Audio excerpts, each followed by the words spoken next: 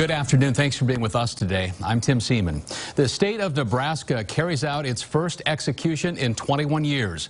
Today's event also the state's first lethal injection and the nation's first death sentence carried out with the opioid fentanyl. That's our top story this afternoon. 60-year-old Kerry Dean Moore was executed this morning after spending more than half of his life on death row.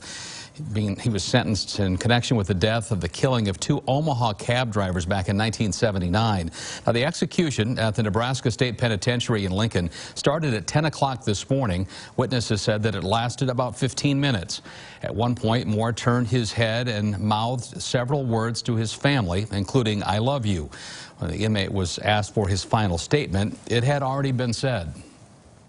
He was asked if he had a final statement, and he said, "Just the statement that I hand-delivered to you already about my brother Donnie and the innocent men on Nebraska's death row. That's all I have to say."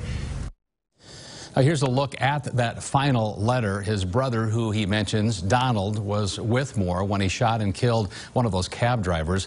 Donald was only 14 years old at the time. He was sentenced to life in prison for being an accomplice, but was later paroled.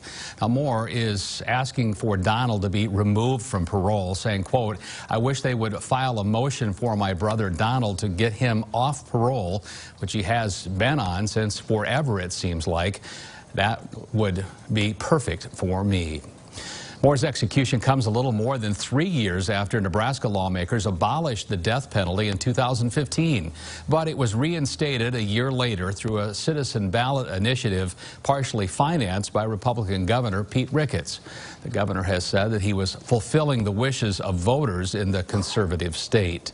Governor Ricketts is seeking re-election in November. He's running against State Senator Bob Christ, and the campaign has been a back-and-forth affair so far. The two candidates are set to hold their first debate. That's set for the end of this month.